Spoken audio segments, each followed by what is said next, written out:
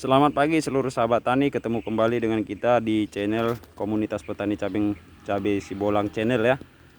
Kesempatan kali ini kita akan menjelaskan tentang kolaborasi antara beberapa bahan organik yang bisa menjadi nutrisi plus bagi tanaman kita, juga bisa menghalau dari serangan beberapa hama tanaman. Nah, kita lanjut saja ya teman-teman. Ini tadinya videonya sudah saya buat, tapi ada gangguan pada HP kita. Ya maklum, HP kita masih HP kelas murahan ya. Nah, ini sudah kita masukkan ke dalam. Jadi kita langsung saja, dan juga untuk mempersingkat videonya, ini kita menggunakan bahan Nitrobacter Photosynthesis Bacteria atau PSB. Kemudian kita menggunakan bahan asam amino dari bahan hewani ya, dari bahan hewani, jangan yang nabati. Memang fungsinya sama, tapi untuk kali ini saya menyarankan dengan penggunaan asam amino bahan hewani karena kita ada mengambil daripada aromanya yang sangat menyengat untuk mengantisipasi serangan khususnya lalat buah ya di tanaman kita di fase generatif. Dan kolaborasi dengan PSB itu aromanya cukup sangat menyengat, jadi bisa untuk mengantisipasi serangan lalat buah, karena dengan sendirinya aroma ini akan menghalangi serangan lalat buah atau lalat buah masuk ke lahan kita. Dan untuk perbandingannya teman-teman sahabat tani, kita menggunakan perbandingan 1:1 ya. 1 bagian nitrobakter, 1 bagian asam amino, dan 1 bagian juga fotosintetis bakteria. Dan untuk dosis kita menggunakan dosis 3 cangkir atau sekitar 600 ya, atau 500 ml. 500 ml per tangki 16 liter atau 600 juga nggak apa-apa, masih aman. Nah, untuk sahabat tani yang apabila menggunakan dosis 400 ml juga tidak masalah. Ini saya menggunakan dosis 600 ml karena tanaman cabai kita sudah memasuki fase generatif ya. Ya, ini tanaman cabai kita yang tidak melakukan pengolahan lahan. Ini lahan bekas dan tidak ada penyuplaian bahan-bahan untuk tambahan pupuk dasar. Tekstur tanah liat dan bantat karena tanahnya ini benar-benar liat. Apabila terpapar oleh sinar matahari sangat mengering seperti batu seperti ini, karena kandungan zat asam masih banyak. Jadi tanah seperti ini dibutuhkan penyuplaian bahan organik sebanyak mungkin dengan kolaborasi dengan biokar atau arang ya, untuk membuka atau melancarkan ruang pori-pori di media tanam agar asupan oksigennya tidak minus ya, sehingga perkembangan akar pada tanaman kita bisa berjalan dengan maksimal. Oke, kita lanjutkan teman-teman untuk pembahasan tentang amunisi kita kali ini. Dan untuk dosis yang saya sebutkan 400, 500 bahkan sampai 600 ml per tangki 16 liter, kita bisa cek itu bisa mencapai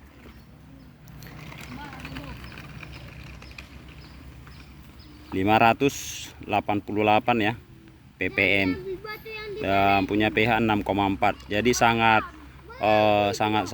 mendukung, terutama di pH-nya, karena tanaman bisa menyerap sempurna nutrisi yang kita spraykan itu minimalnya ber-pH 5,8 ya, 5,8 hingga 6,5. Nah, jadi untuk tingkat ppm-nya teman-teman, kalau untuk dosis spray, asalkan kita memperhatikan pH-nya tidak asam atau pH yang dikatakan asam 5,5 ke bawah ya. 5,5 ke bawah masih aman untuk tanaman kita, tidak ada overdosisnya. Bahkan kita upayakan menyepray sampai di ppm 1000, itu masih zona aman. Jangan takut, jangan khawatir. Jadi ini juga sebagai acuan bagi sahabat tani yang menggunakan POC, dan kalau boleh saya sarankan supaya langkahnya lebih tepat, kita harus menggunakan TDS dan pH meter larutan ya, agar tidak model main raba, tidak begitu mahal. Tapi ini bukan promo ya, hanya sekedar menyarankan agar kita bisa lebih menghemat.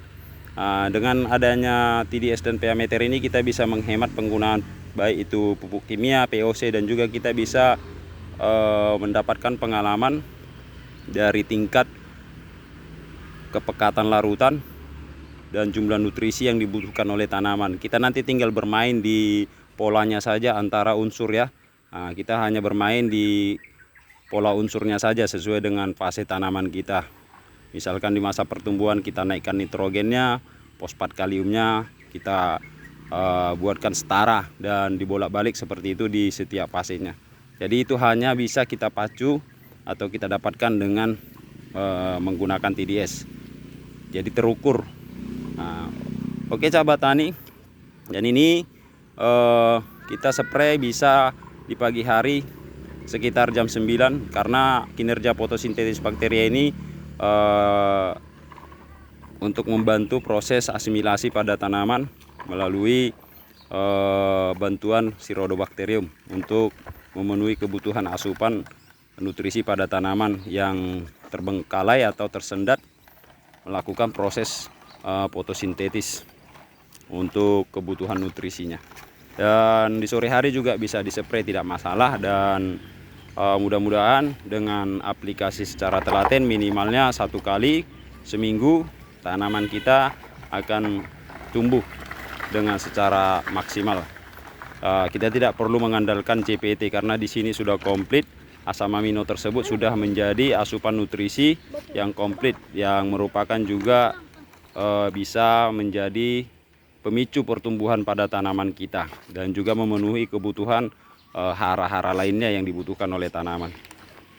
Jadi jangan kita khawatir akan resep ini, dan ilmu ini sangat bermanfaat. Untuk itu buat sahabat tani, silahkan diikuti terus di channel kita agar nantinya kita bisa memaparkan beberapa uji-uji lapangan atau bahan-bahan organik atau kolaborasi kimia yang telah kita terapkan di lahan kita. Dan untuk keselanjutannya silahkan diikuti terus, ketuk tombol lonceng, like, dan jangan lupa di subscribe dan juga dibagikan kepada teman-teman sahabat tani agar channel ini bisa lebih maju dan lebih banyak bermanfaat bagi sahabat-sahabat tani, agar kita dapat menjadi seorang petani yang lebih kreatif dan sukses bersama. Oke, sekian dari saya,